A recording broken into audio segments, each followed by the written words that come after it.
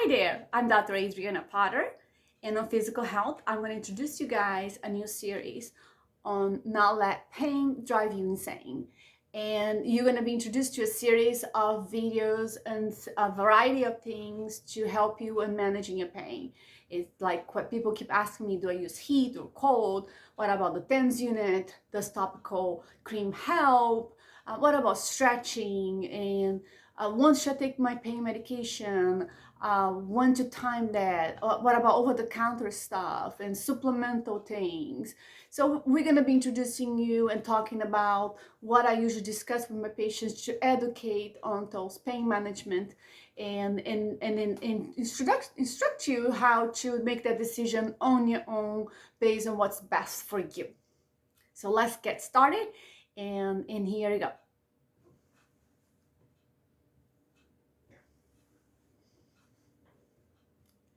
Hello, I'm Dr. Adriana Potter. Don't Let Pain Drive You Insane series. We're going to talk about 5 things to do at the workstation that can help you preventing getting the back pain aggravated towards the end of the day. As you know, human body is made to move. It's a dynamic movement body thing. It's not made to hold like a statue for hours and hours in your computer. So let's get started and show you a series of stretches that you can do multiple times of the day. The rule of thumb is always don't make the pain worse, right? And so if something's causing you more pain, you have to discontinue. Don't do it just because I said so. You make the judgment call that it should feel good. It should make the pain stay the same or better, not worse. If it's making it worse, that's not working, and don't do it, okay?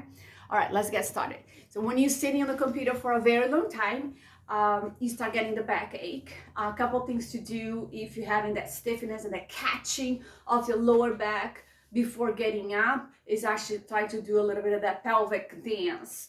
And you do it in a couple times, each time in a direction, doing right and left, and doing a little bit of cat and cow. I'm gonna turn around so you can see it. Just gonna round it out. That's the only time you actually can slouch or should slouch. And then arch it up and look up. And you can couple that with breathing. Breathing in and breathing out. So pelvic dance and cat and cows and sitting. Alrighty. And then you can do a little bit of the twisting. Okay, so the knees are forward and your hands helping you to twist to the right. And when it comes to stretch, you want to try to hold for about 30 seconds to a minute. The longer, the better. Okay. But this is the couple ones you can do to decrease some stiffness before you're getting up from the chair.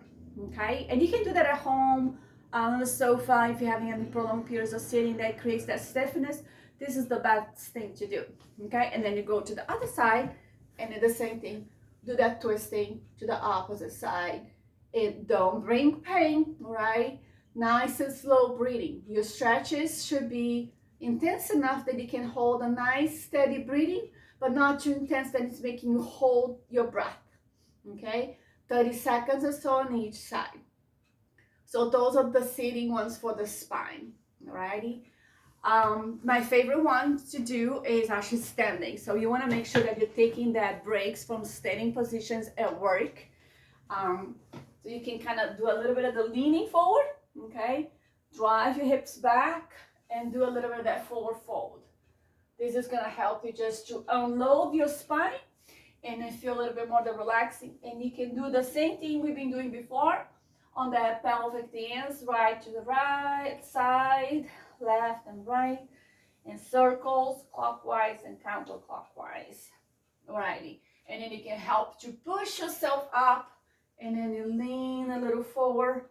And if that doesn't feel good, the alternative is spread your legs apart, the butt stick to the edge of the table, put your hand behind in here, and then you're doing a little bit of that leaning back, creating that extension into your spine, okay? But you're doing with support from the desk, so you shouldn't aggravate your back.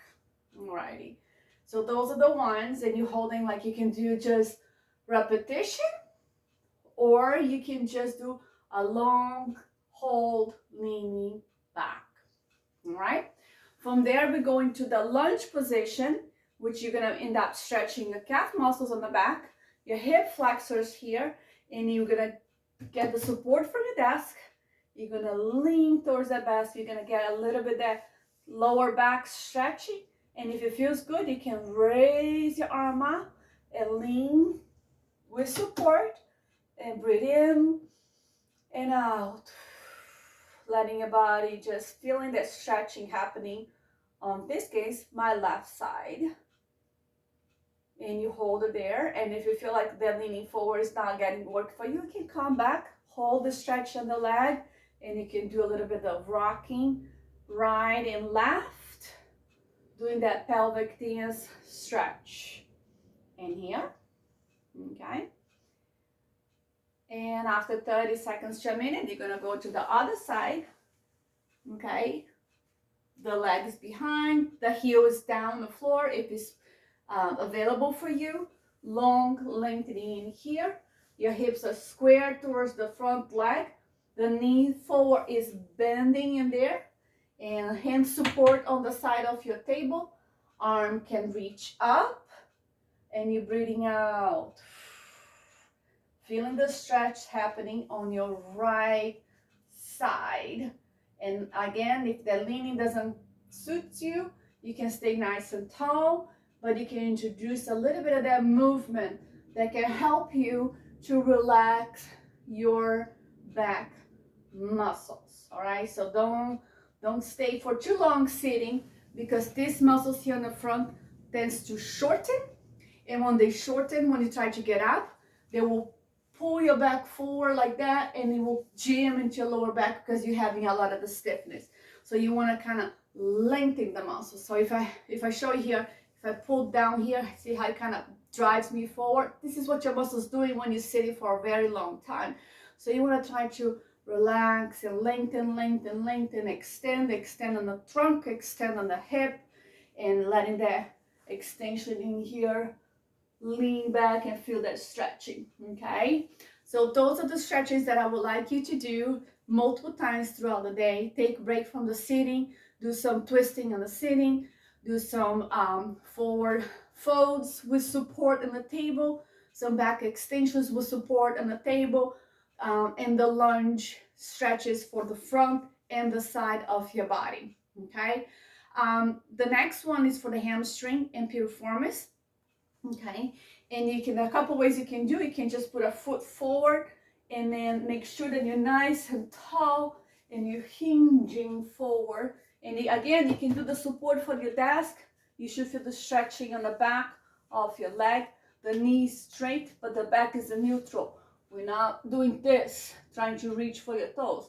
We're keeping that back in neutral, feeling that pulling. And if you don't like doing it standing, drag a chair.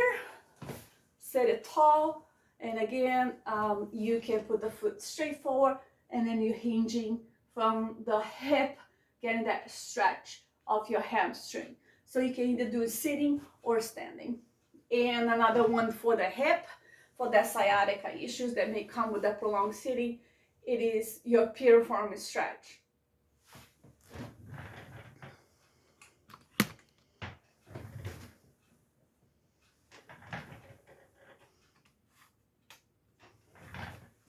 So for that piriform stretch, your leg come in here. Some people have difficulty putting the foot over your knee. And if that's the case, I'm going to show a variation in a second. But that's the position we start in here. Nice and tall, not sitting in the back of your butt and slouching. So you want to try to be tall. If you cannot be tall and keep that position in here, you have to do a variation. And if your chair is big enough, you can roll it to the side in here, slide your leg over the chair, and that's a modification for your hamstrings, like a half cross leg.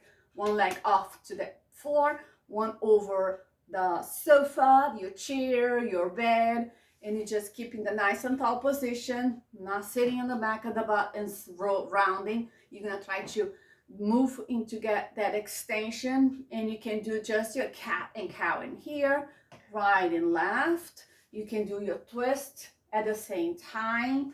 There's no right or wrong. It's just if it feels good, go for it, as long as the pain is feeling better.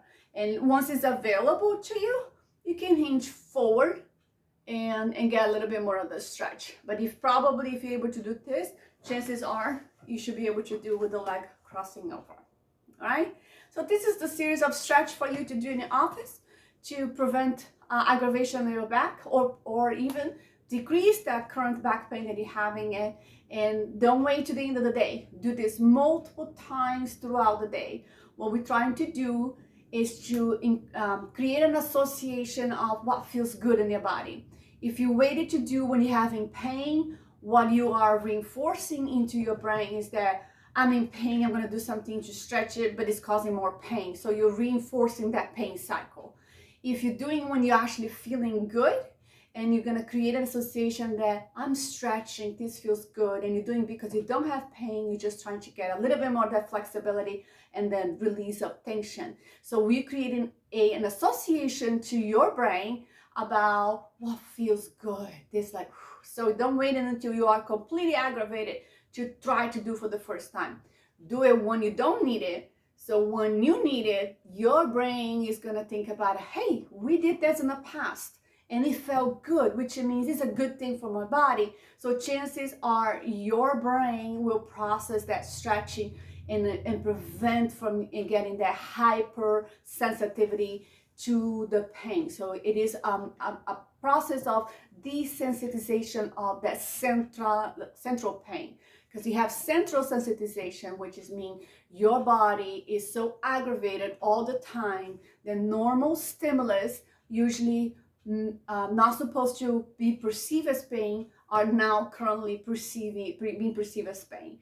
So when you do it without the pain, and then you do it when you have the pain, you actually teaching your body that, oh, we perceive that doing those stretches does not cause pain, and then you actually trying to reproduce that when you have the pain. So it's a central desensitization of pain. It is doing the stretches when you don't have the pain, and over time you're going to find that your body is relaxing more and responding better to that stretch.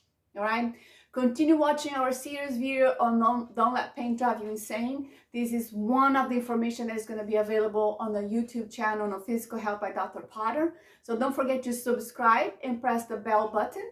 That way you can get the information on a variety of things that can help you manage your pain, stretches for your back, sitting stretches, standing stretches, mini workouts, no impact workouts, as well pelvic floor health and management of pelvic floor dysfunctions. And so the channel is there for you to provide information to help you make better decisions for your health, so you can feel better and manage what your body is presenting. I'm Dr. Adriana Potter, and thank you so much for watching.